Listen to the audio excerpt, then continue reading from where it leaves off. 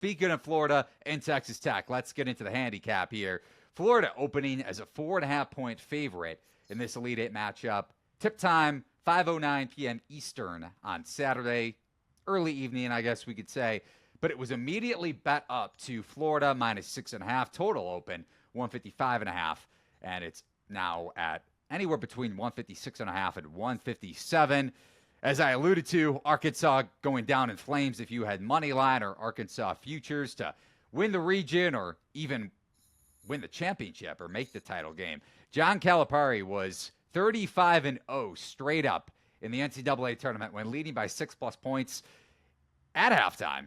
The longest streak ever by a head coach. The next longest was the great John Wooden, going back to the mid-50s through the mid-70s. So once they put that graphic on the screen, you knew Arkansas was toast. Yeah. Even though they were up, double digits with about 4 minutes and change left of the game. I don't know how John L. Davis didn't get a shot up to end regulation and B, down 2 at the end of overtime. But I digress here.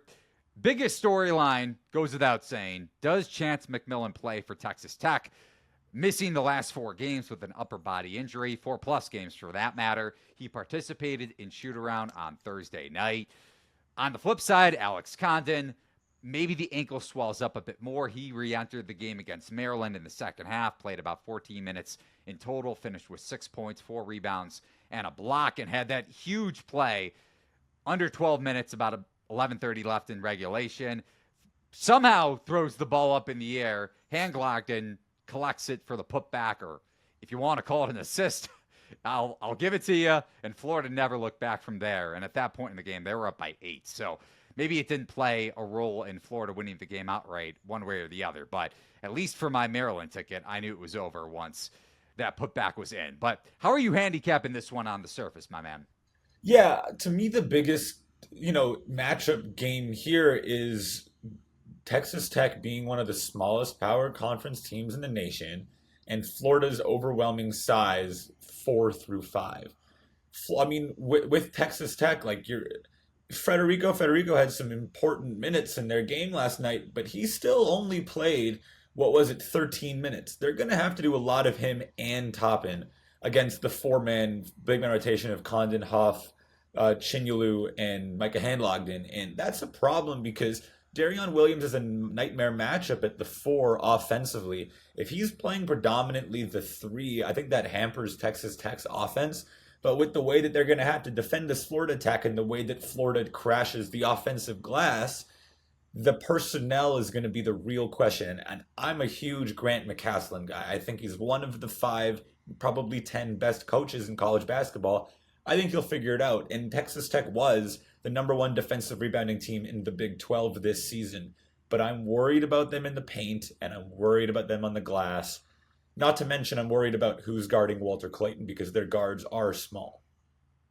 Great points. Elijah Martin. Well, not Elijah Martin, Elijah Hawkins. There's also Elijah Martin in this game. But yeah. Hawkins against Clayton is a complete mismatch. And to your point about rebounding and just post-up play, I guess, or pick-and-roll action for that matter for JT Toppin and Texas Tech offensively, I was digging into some of the numbers. So Florida, not elite on the defensive glass, but as you said, very well size-wise, they have an advantage. And their pick-and-roll defense grades in the 83rd percentile on a points-per-possession basis per synergy. That is huge against Toppin. And as we saw, especially in the second half, it mattered a lot against Julian Reese.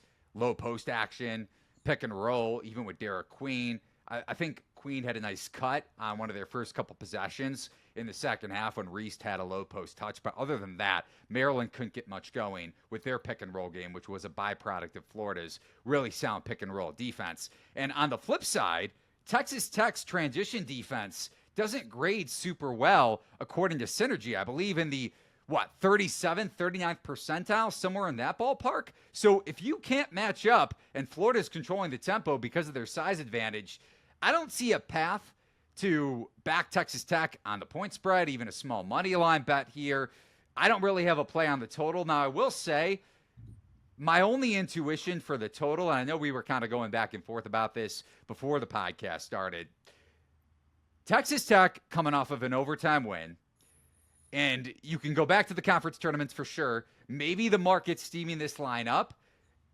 Has you considering Texas Tech, just with the notion that off of overtime, maybe it won't play as big of a role, even if McMillan doesn't come back? But you look at Texas Tech's 3-game sample size in the tournament, they're shooting 25% from three.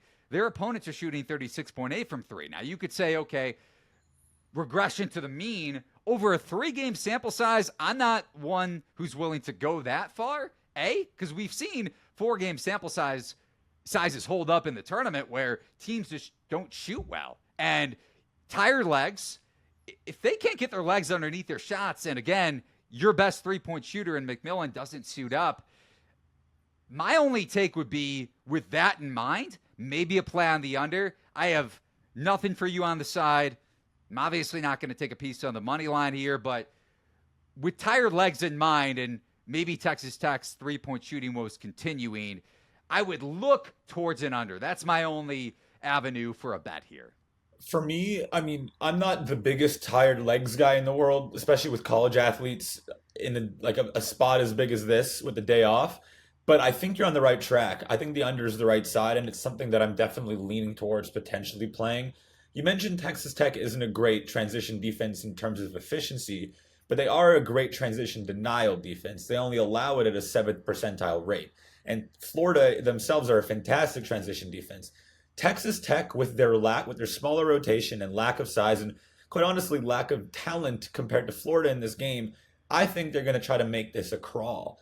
And Grant McCasland knows how to make a game a crawl. Remember, he was the coach of North Texas for half a decade, and they were one of the slowest teams in the country year after year. He can do that, especially if, and as I mentioned before, there's a lot of Toppin and Federico lineups, more Williams at the 3.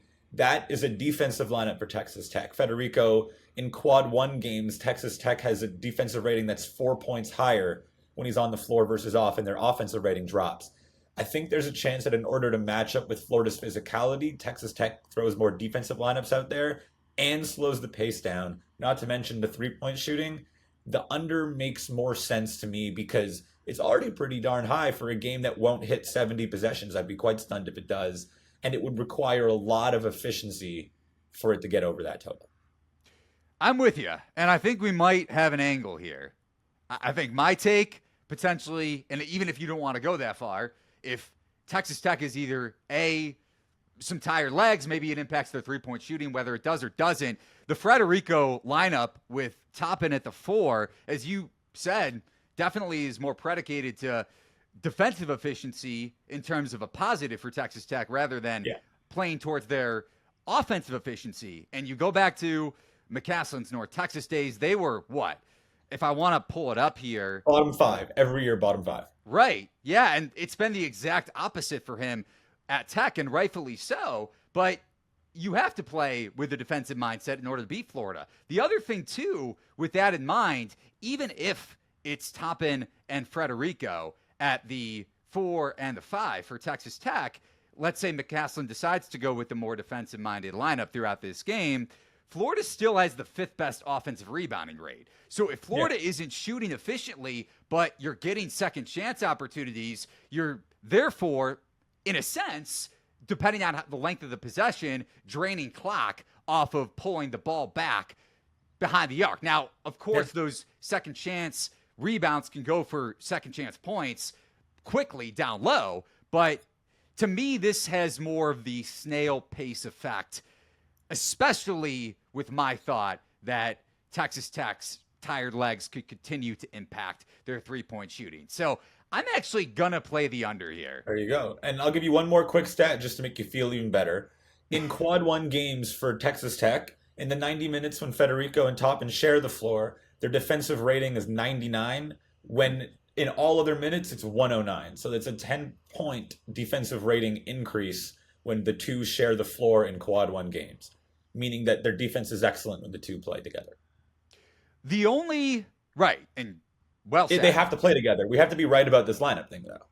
Right, which I think we will be, but I do. The only question is, in terms of either playing the total Friday, early Saturday morning, or waiting on it, if McMillan plays, it's going to it's going to go up, whether it's an adjustment from the books or get bet up, a combination of the two, one way or another. I'm probably going to wait with that in mind, because even if McMillan doesn't play, I don't think this goes down much. I would say it's going to get bet up, adjusted more so if he does play rather than the other way around. Probably. Okay. So a lean, we'll put it that way, to the under. You got it. All right. How about that? An agreement off the top. I didn't even know I was going to go in with a potential take on that side of the total. But here we are. We love it. Here we are. We love it. That's why these conversations are so fun. That's why we love having Matthew Winnick on the show.